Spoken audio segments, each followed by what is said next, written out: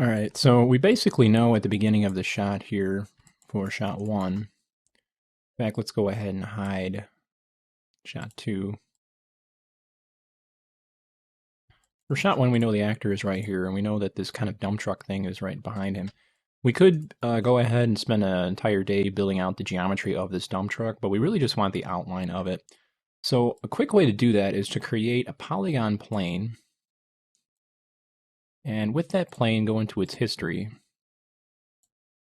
and take the subdivision heights and so forth, set them to 1. Scale this up and rotate it 90 degrees. And get it about as wide as you possibly can and where the actor is roughly. So he's right up against this thing. I'm going to go ahead and hide this box for now. We're going to draw on this. So I'm going to go ahead and take a look through the camera here. I want to make sure it goes all the way through, which it does, as you can see here. We're going to make this live. So what I'm going to do is I'm going to take this and I'm going to go modify, make live. What you get is a green outline. So now if I go to polygons, mesh, create polygon tool, I can draw on this, as you can see here.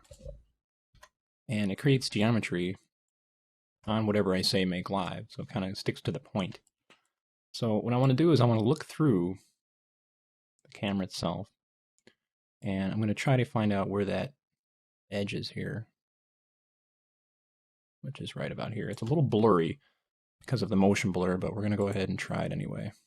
So it's going to come in here and draw this out like so. Now, as you can see, it's kind of hard to see through all this mess. So one way to do that is to hide this geometry and so forth, or you can do kind of an offset tool if you want to. So I'll just kind of go through here real quick and lay down some points from what I can tell. Again, it doesn't have to be perfect. And then I'll jump back into my perspective view and kind of draw the rest out like that. So instead of, again, making an entire dump truck, we're just using sort of like a masking tool, as you can see here. And in this case, I'm going to go ahead and take this actor, all these little tools here, and say display, hide selection. I just want to get everything out of the way so I can see everything correctly. Now, if I want to, I can go ahead and grab this actual plane here, and it looks like I'm not grabbing it, but I am. And I'll say modify, make not live. So now I can grab it and delete it.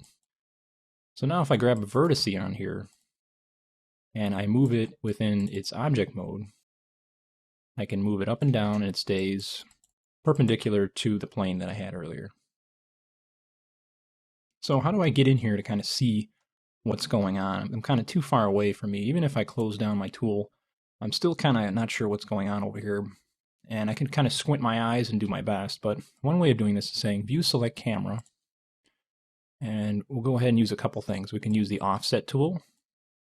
So under the camera itself, we can go to the offset. So here is, I'll go ahead and bring it up here. You've got the film offset. If you hold down control, you can drag it back and forth. Make sure your little icon is flashing in there and hold down control and left mouse drag left and right. And then we can go up. I want to concentrate on this area and zoom up on it. So the next thing I can do is come down here to my offset for the actual camera. So I'll kind of come down here to display options, and here's my overscan. And I'll just start to zoom in a little bit like so. And now I can kind of jump back to the offset up here and kind of come around up and down.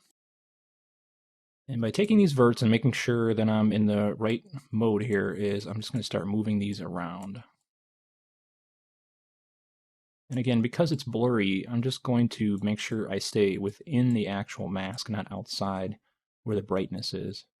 So again, I can go view select camera. Here's my film offset, move down a little bit, and come in here, and so forth. So I got to find out which direction I want to go here. So that's in this area right here. So it's not the red, it's not the X. So I just want to make sure I'm on the right plane using the right arrow here. And a lot of this is a lot of mess here, and I don't think I'm going to worry too much about it. Again, I'll say view select camera. And we'll continue to move down.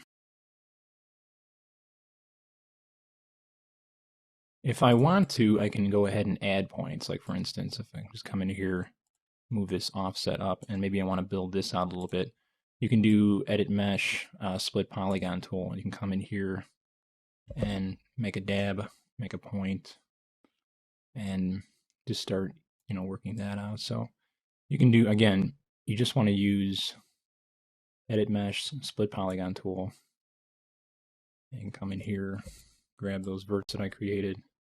Again, make sure you're moving in the right direction here.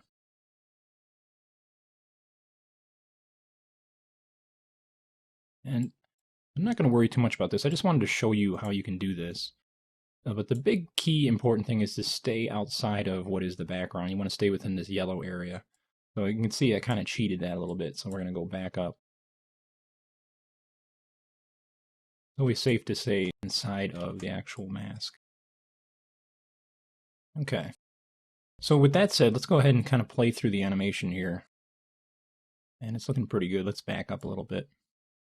So at this point, I can take my overscan, set these to 0 or offsets, and then jump down to my overscan and set that to what I preferred, which I believe was somewhere in this ballpark. So I want to go through and see the second run through. And as you can see, this is where we might have to add some points, because first off, you can see we're now being pushed into, and this is a perspective issue and so forth, into the actual background. So we might actually have to animate this mask. But the first thing I want to do is take care of this right here. So again, I'll do split polygon tool, make a point, hit enter, go into vertex mode under object, and just make sure that I get everything as is.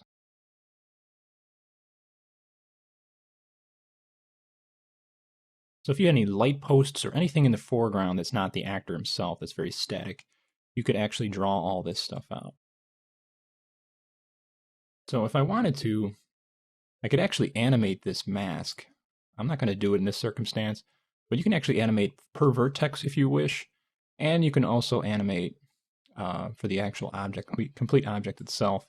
I'm not too worried about it right now. I just want to be able to show you how you can do this if you have foreground objects. The actors themselves will have to be rotoed in post. I would not try to create an animated mask out of geometry inside of Maya. It'd be too much of a headache, not with the new tools such as the Roto Brush and After Effects and so forth, and the nice spline tools inside of other programs as well. So that is pretty much how you set up a basic piece of geometry here now. So with that set up, let's go ahead and label it. Call this the dump truck mask. Again, I'm going to dump that into my group node. If you want to, you can go ahead and be a geek like me and freeze the transforms and then put it into the group. And now we can start to bring all these goodies back. So I'll go ahead and take everything here and say show select anything that was grayed out. And it looks like I accidentally selected the trackers. So again, we don't need those, but it's always good to have those handy. Do not get rid of them. And now I'm going to save this, and we're going to just quickly jump into the harvester scene and come back to this. So I'm going to go ahead and save this out as, and we're currently at scene build 6.